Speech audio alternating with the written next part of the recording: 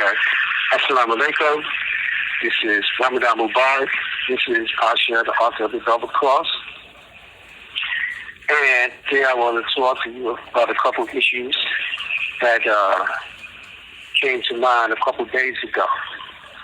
I believe that one of the biggest problems with our nation is that we are unwilling to learn for ourselves. We engage in conversations every day on many subjects, but what has held us back is that we really only speak from a cursory view of most things, not from the truly knowing. It's like we go to church or to the mosque and we listen to the preacher or the imam once or twice a week. But other than that, what do we know? What do we know? We send our young children off to school, but rarely check to see what they are actually learning, what they have been taught, and why is that? Why do we so readily give our children's education over to someone else? People we don't even know. Then we scream about knowing why they act this way or do the things that they do. Our laziness is the reason. Everyone wants to go to heaven, but not really. Because if they did, the problems of the world would not exist as they are. Both in the Bible and the Quran state that we should treat our neighbors well. And we can't even get that right. The simple answer, again, is laziness. We are too tired to act, too tired to think, except when one of us is murdered. Nothing else seems to be worth standing up for. All the other parts of our life somehow doesn't matter. We await someone else to pick up the slack. And what we don't realize in doing so is that our enemies are watching us. They have calculated this laziness about our thought process as a nation, how we place the vital, essential parts of our lives in someone else's hands. Let someone else lead. Let someone else teach. Let someone else do the research. Let someone else teach my child. I'll just take them to church on Sunday and to the mosque. Generations after generations have been indoctrinated and lost by this method, and yet we still do it. And what have we learned? What have they learned? Nothing. Even with vital information at the touch of a button, all they want is Facebook, Instagram, and TikTok. It's 2023, and we are still singing the old Negro spirituals of the 1960s civil rights movement. We shall overcome someday. As a once great nation, we should be ashamed of ourselves. 6, 7 generations lost. And it's yet to dawn on our nation that our teachers are not teaching anything worth knowing, that our shepherds are garbage. We have maintained the status quo because it's their best interest to do so. The more ignorant and docile the people are, the longer they can remain the shepherd. And what's truly sad is that as a nation, we are yet to catch on. We are yet to demand a better educated shepherd, but we do their act.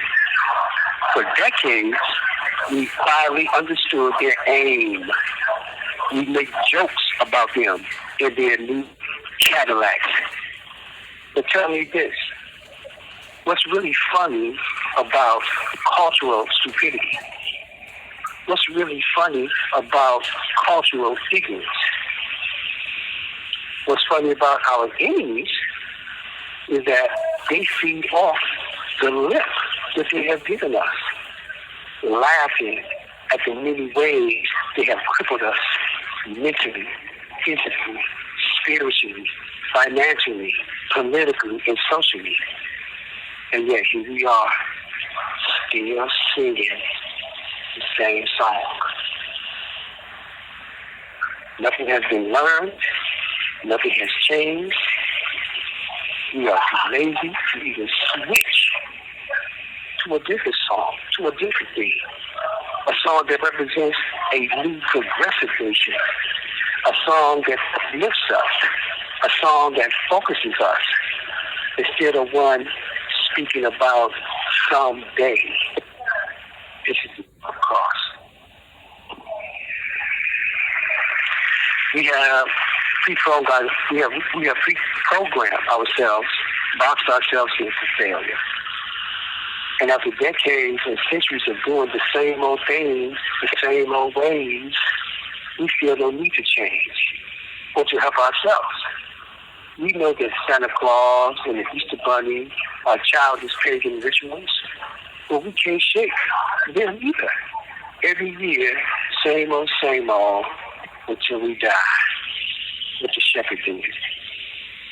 Not taking the time to really learn on our own has caused a deep level of ignorance among our nation across the board and left us grasping for straws and holding on to fragments, mere pieces of what life is or isn't, while our enemies are collectively studying the sacred text, the sacred stone, the hieroglyphics, and the mystery systems that we wrote, taught, and developed, including the Bible. We wrote it, they burned them, then we wrote it, replacing us with themselves. In Surah 28 of the Holy Quran, the Most High says, Tasin. These are verses of the book that makes things clear.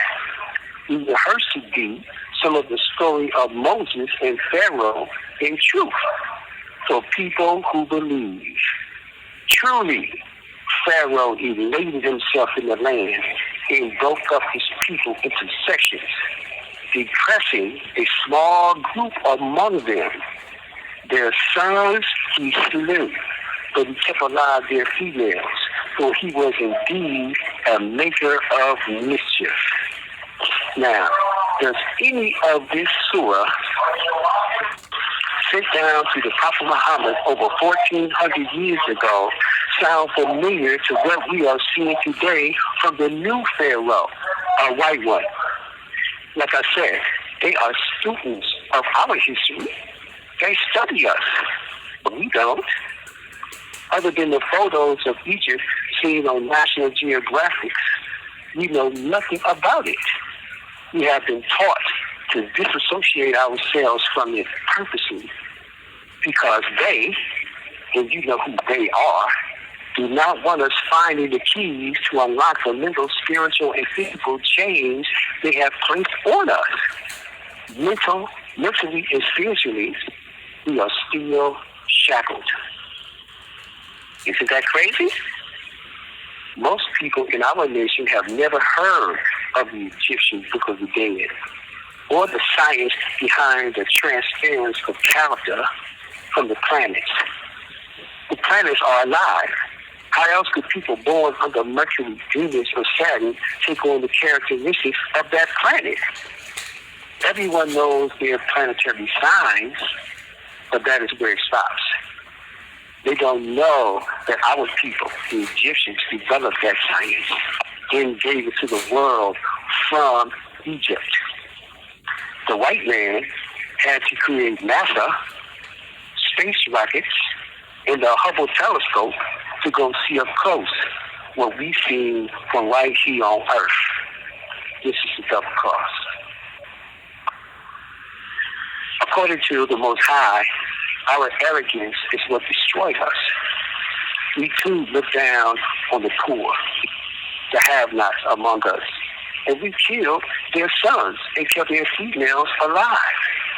Today, among our nation, that same arrogance still exists. We get a few dollars, a new car, some new Jordans, a fresh weave, or our nails did, and all of a sudden, we are turning our noses up to those who can't afford those things, even among our own family members. And the biggest slayer of our sons is us. We slay hundreds of thousands of our sons every year across the country since the 1980s. The black woman is not killed like that. See how important knowing our history is? We are still doing what we've always done and are not even aware. Thousands of years ago, the Most High destroyed us for our arrogance. He destroyed us for depressing and killing our sons. And yet in 2023, we are still doing it. In Akabu land, our national birthplace, they routinely slay the men in tribal warfare from their own nations, letting the women live so that they can rape them. And this is among the poor and the have-nots. It's all the same. The white man seeing himself as both God and Pharaoh has copied this method as a tool in his quest for supremacy. Of all the people of color that he has broke up in two sections across the globe, named and renamed, placed on reservations, and dropped atomic bombs on, the one that he has kept his foot on, lynching his sons and shooting them in the back in the streets, is the one he knows is a descendant of the texts and scrolls that he studied and learned from. That is the black man. During Jim Crow in the South, a white man could stop any black woman he's seen and harass her, rape her, pull her panties down in front of a crowd, and there was nothing she could do about it. To say, please don't, stop, even if she was married. This was a law written by white man for the white man. Almost no blacks out after dark, man or woman, because they would often be beaten, set on fire, or clubbed to death. And no one was ever held accountable. This is the truth. This is a true account of the history here in this country that they call democratic. This is the history. This is what they've done. The white Pharaoh was indeed a maker of mischief. And indeed, he elated himself in the land and still does. This goes all the way back to the first white pharaohs, George Washington, Thomas Jefferson, Adams, and the rest of the white slayers of our sons and the rapists of our women. They kept for themselves.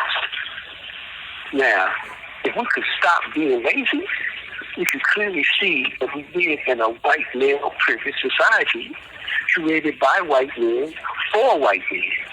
It's sad to say, but it seems as though we had a better understanding of this when the signs were posted saying white only. We understood that because if we didn't, we could be killed. And from a very young age, we were taught our children to read the signs. We didn't turn their education over to strangers. We read the Bible. We read the Quran, looking for divine inspiration and guidance for us and our family. We were our own shepherds. The signs are still there. Only those with the ability to clearly see know this. And it's true. A mind is a terrible thing to waste. This is the double cross. Assalamu alaikum.